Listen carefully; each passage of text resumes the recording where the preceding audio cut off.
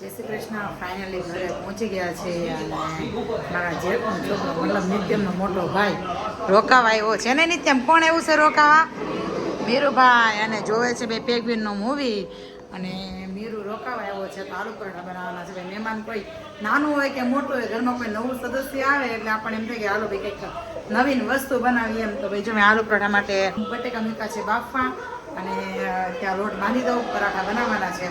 તો ભાઈ બની જાય ને પછી તમને પાછી બતાવું ભાઈ બે ભાઈઓ કેવી મસ્તી કરે છે એમ. પહેલાં તો ભાઈને બાથમાં આવું હતું પણ તમને ખબર છે કે બાથ થોડો તૂટી ગયો છે. તો ભાઈ બાથમાં નવા એવું છે નહીં, તેથી તો અગાસી ધોવી હતી એટલે પાણીનો વેસ્ટ થાય તો ચાલે, પણ હવે એટલું બધું પાણી વેસ્ટ ન કરે. માણસોને પીવા નથી મળતું ને આપણે એટલો બધો બગાડ કરીએ, હવે એટલું બધું પાણી વેસ્ટ ન કરાય એમ. અને બીજી એ વાત કે એમાં નિત્યમભાઈનો કામકાજ જો આ પડદો ઉપરથી પડ્યો, સારું થયું તેની માથે ન પડ્યો. આ પડદો આમ ખોલવા ગયો, જો ટોયલેટમાં જવું હતું તો અંધારું હતું ને તો ભાઈને બીક લાગી, અંદરથી બહુ ડર લાગે. તો કેવો પડદો ખોલી નાખો ને તો અંજવાળું થઈ જાય એમ. તો ભાઈ આ પડદો ખોલવા ગયા તો પડદો આવ્યો નીચે, તો સારું થયું એની માથે ના પડ્યો. હવે બધું અટકી ગયું છે. હવે નવા ઘરે જાય તો જલ્દી સારું શાંતિ એમ એના જેવું છે. કાંઈ નહીં, સારું ચાલો હું પરાઠા બનાવી લઉં પછી પાછું મળી. આલુ પરાઠા માટે મસ્ત લોટ પણ બાંધી લીધો છે, મસાલો પણ મસ્ત રેડી થઈ ગયો છે અને લોઢી મૂકી દીધી છે. હવે વણો ને એટલી જ વાર છે. કેમ છોકરા ખાવા છે ને આલુ પરાઠા? ખાવા છે ને કેમ આલુ પરાઠા? વાગ્યું છે? ક્યાં વાગ્યું મીરું? હા ચીપીઓ અડી ગયો છે ગરમ મીરુભાઈને. એને રોયો તો હોય જ ને. કાં કેટલું રોવું આવ્યું તું? 2-3 બાલટી ભરાઈ ગઈ હતી કે નહીં? એ કે એવું છે. એ છોકરાઓએ ખાઈ લીધું. કેવા બેન હતા પરાઠા બટાવ? 5 ખાધા ને, 5 પીસ ખાધા. તે 5 પીસ ખાધા ને, 2 હરખે હરખું ખાધું. ચાલો જેને ખાવા હોય આલુ પરાઠા એ આવી જાઓ. હવે ખાવા છોકરાઓ તે 1-1 પીસ ખાઈ જાવ. હાલો ડીશ મૂકી દેજો, પાણી પીને બેસ્યો તો એક મસ્ત રાખો તમારા ટીવીમાં. ઓકે ડન ને?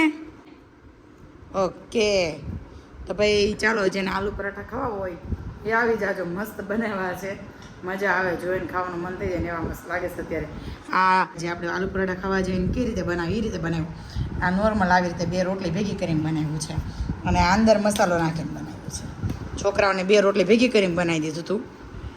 જો મારો કાનો ઊભો થઈ ગયો પ્લેટ લઈને. આ તો મીરુય ઊભો થઈ ગયો. આ તમારા 2 છોકરા કેવા ડાયા. જો લાઈ સોસ મને જોઈશી કાનું. ચાલો પાણી પી લ્યો. ઓકે પછી બેના કોન પીડાશ ને કે કોન ખાઈ લ્યો. હાલો આ બંને નીચે જઈએ એવા કેટલું કેટલું રમી લીધા. ધૂળ છે રેમાં ને. હે મીરુ બહુ મજા આવી? મજા આવી રમવાની? બહુ મજા આવી. તને નિત્યમ? આમાં નિત્યમભાઈને મજા આવી નાવાની, એવી મજા આવી. કા કેવું નાહી લીધું. અને ભાઈ 2 ખાઈ છે તરબૂચ. ભૂખ્યા થયા છે. જો આમે પડી સેવ, પણ તરબૂચ ખાવું તો તરબૂચમાં સંસળ નાખ્યું ને નિત્યમને ખબર પડી ગઈ કે કંઈક નાખ્યું છે એમ. કા નિત્યમ? સારું લાગ્યું? ટેસ્ટી લાગ્યું?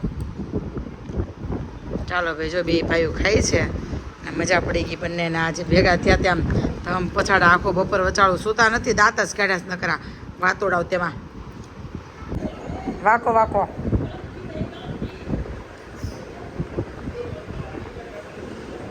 હા જો એમ.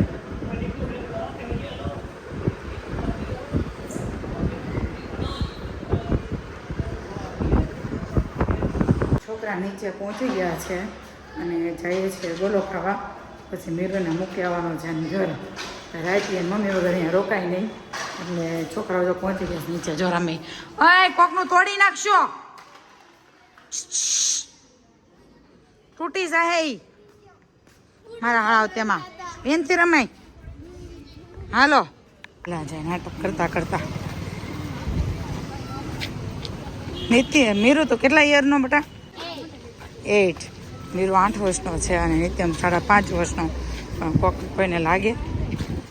જો નાટક બાજ પાછા ટી શર્ટ એવા પહેર્યા સુધી ગોળો ખાવા પહોંચી ગયા છે. જો એ દોડ્યા 2 ને સળી ખાવી છે. સળી હોય તો ઘરની દુકાન છે. આ ઘરની છે દુકાન. એ 2 જો તો અંદર વહી ગયા. જો આવી ગયો ગોલો. નિત્યમનો છે મિક્સ અને આનો છે કાલા કટા. આવ્યો મીરુ? બરફ આમ જો આ બી બરફ લઈ આવ્યા